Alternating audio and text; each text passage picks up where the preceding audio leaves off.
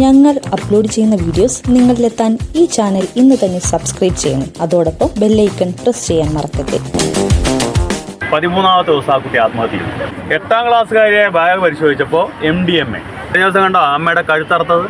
14കാരൻ അമ്മയുടെ കഴുത്തറുത്ത കണ്ടോ? എൻ്റെ പേര് ശ്രീകുമാർ എന്നാണ്. ഞാൻ തലശ്ശേരി കോസ്റ്റൽ പോലീസ് സ്റ്റേഷനിലെ സർക്കിൾ ഇൻസ്പെക്ടർ. അല്ലെ ശ്രദ്ധിക്കും, ഏതമ്മമാർക്കും വേണേൽ മറുപടി പറയാം. ബാഗ് ചെക്ക് ചെയ്യും, കുട്ടികളോട് അന്ന് നടന്ന കാര്യങ്ങൾ ചോദിച്ചറിയും. അന്ന് നടന്ന കാര്യങ്ങൾ ചോദിച്ചറിയും. പിന്നെ പിന്നെ പറ, അവർ പറഞ്ഞു തരും. പിന്നെ പിന്നെ പിന്നെ അത് മാത്രം പോരാ. ഇവനെ നോക്കിയേ, ഇവനെ ഇപ്പൊ നോക്കിയിട്ട് എന്ത് ഭാവമാണ് അവന്റെ മുഖത്തുള്ളത്?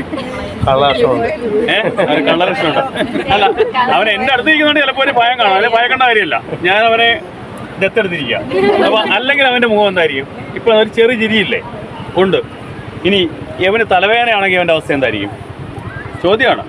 ഞാൻ എന്തുകൊണ്ടാണ് പറഞ്ഞുകൊണ്ടാലും പിന്നെ പറയാം. ഇവന് തലവേദന എടുക്കുകയാണെങ്കിൽ അവൻ്റെ കണ്ണ് നോക്കിയാൽ വേദന അറിയാൻ പറ്റും അല്ലേ?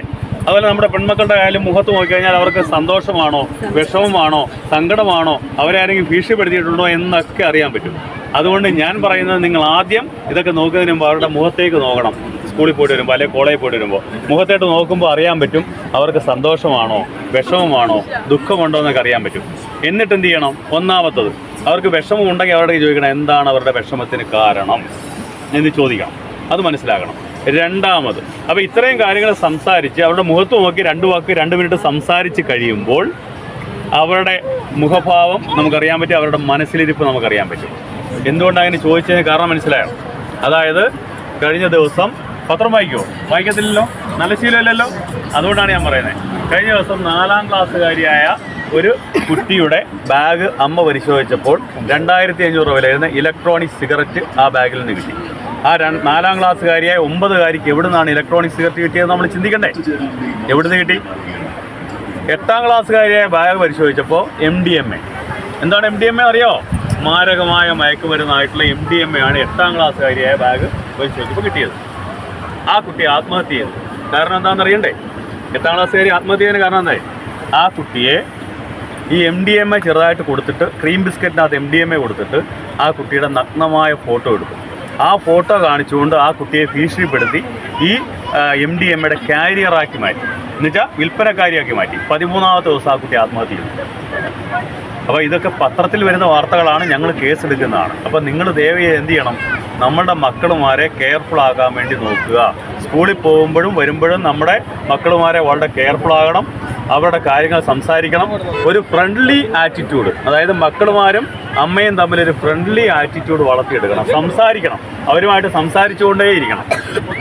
അതുപോലെ തന്നെ ആവശ്യമില്ലാതെ മൊബൈൽ ഫോണുകൾ കൊടുത്ത് കളിപ്പിക്കേണ്ട. കൊച്ചു കുഞ്ഞുങ്ങളിപ്പോൾ മൊബൈൽ ഫോൺ കൊടുത്താലേ അവർ ആഹാരം കഴിക്കും. ആ ശീലമേ വേണ്ട. കാരണം കഴിഞ്ഞ ദിവസം കണ്ടോ അമ്മയുടെ കഴുത്തറുത്തത്? 14കാരൻ അമ്മയുടെ കഴുത്തറുത്ത കണ്ടോ? ഇവിടെ 14കാരനായിട്ടുള്ളൊരു കുട്ടി, അല്ല 8ാം ക്ലാസ്സിൽ പഠിക്കുന്ന കുട്ടി തൊട്ടപ്പുറത്ത് ആത്മഹത്യ ചെയ്തു. എന്താ കഴിച്ചതെന്നറിയോ? ആ അമ്മയുടെ മൊബൈൽ ഫോണിലെടുത്ത് കളിച്ചിട്ട് 1.87 ലക്ഷം രൂപയാണ് ഗെയിമിങ്ങിലൂടെ നഷ്ടപ്പെട്ടത്. 1. 2, ആ കുട്ടി കളിച്ച ഓൺലൈൻ ഗെയിമിങ്ങിലൂടെ അവനെ കഴുത്തിൽ കുരുക്കിട്ട് ആത്മഹത്യയിലേക്ക് നയിച്ച ഗെയിം. അപ്പോൾ നമ്മൾ ഈ പബ്ജിയും ഫ്രീ ഫയറും എന്നൊക്കെ പറഞ്ഞ സാധനങ്ങൾ കളിപ്പിക്കുമ്പോൾ നമ്മുടെ മക്കളുമാരെ നഷ്ടപ്പെടുമെന്നും നാളെ നമുക്കെതിരായിട്ട് അവർ വിരൽ ചൂണ്ടുമെന്നും കൂടെ ആലോചിക്കണം. അപ്പോൾ ഇത്രയും കാര്യങ്ങൾ ഞാൻ നിങ്ങളുടെ പറഞ്ഞു തന്നത് നിങ്ങളുടെ അറിവിലേക്കാണ്. കഴിഞ്ഞ ദിവസം കണ്ട ഒരു കാര്യം കൂടെ പറയാം. കഴിഞ്ഞ ദിവസം 9ാം ക്ലാസ്സുകാരിയായ ഒരു കുട്ടി, ഇത് വീഡിയോ എടുത്തില്ലെങ്കിൽ കുഴപ്പമില്ല, ഞങ്ങളെ കണ്ട അനുഭവമാണ്. 9ാം ക്ലാസ്സുകാരിയായ ഒരു കുട്ടിയുടെ കട്ടിലിനടിയിൽ 3 ദിവസമായിട്ട് അവൻ്റെ കാമുകൻ ഒളിച്ചിരിക്കുകയാണ്. ആ കുട്ടിയുടെ +1 പഠിക്കുന്ന ആ കുട്ടിയുടെ ചേട്ടത്തിക്ക് അറിയാമായിരുന്നു ഈ സംഭവം. എന്നിട്ട് പോലും അമ്മ അറിഞ്ഞില്ല, 2ാമത്തെ നിലയിൽ. അപ്പോൾ 3 ദിവസം കഴിഞ്ഞപ്പോഴാണ്. അപ്പോൾ നമ്മുടെ അമ്മമാരെന്ത് ചെയ്യണം? കുറേയൊക്കെ ഈ ട്വിറ്ററും ഫേസ്ബുക്കും വാട്സാപ്പും ഒക്കെ കളിക്കുന്നതൊക്കെ ഒഴിവാക്കും. നമ്മുടെ മക്കളുടെ സേഫ്റ്റിക്ക് വേണ്ടി, നല്ലതിന് വേണ്ടി അവരെ ഒന്ന് വാച്ച് ചെയ്യുക. മൊബൈൽ ഫോണിലുള്ള കളിയൊക്കെ ഒന്ന് ഒഴിവാക്കിക്കുക. കൊച്ചു കുഞ്ഞുങ്ങൾക്ക് കൊണ്ട് മൊബൈൽ ഫോൺ കൊടുത്ത് കളിപ്പിക്കണ്ട. ഇപ്പോൾ കണ്ടില്ലേ, കൊച്ചു മൊബൈൽ ഫോൺ ഇങ്ങനെ തോണ്ടിക്കൊണ്ടാണ് ആഹാരം കൊടുക്കുന്നത് ചെറിയ കുഞ്ഞുങ്ങൾക്ക് വരെ. അത് ശീലിപ്പിക്കേണ്ട. ആ ശീലങ്ങളൊക്കെ മാറ്റുക. അത് തെറ്റായ ശീലങ്ങളാണ്. അത് നാളെ നമ്മുടെ മക്കൾക്കും നമ്മുടെ കുടുംബത്തിലുമൊക്കെ ദോഷം വരുമെന്നുള്ള കാര്യം ഒന്ന് മനസ്സിലാക്കുന്നത് നല്ലതായിരിക്കും. ഞങ്ങൾ അപ്ലോഡ് ചെയ്യുന്ന വീഡിയോസ് നിങ്ങളിലെത്താൻ ഈ ചാനൽ ഇന്ന് തന്നെ സബ്സ്ക്രൈബ് ചെയ്യണം. അതോടൊപ്പം ബെല്ലൈക്കൺ പ്രസ് ചെയ്യാൻ മറക്കരുത്.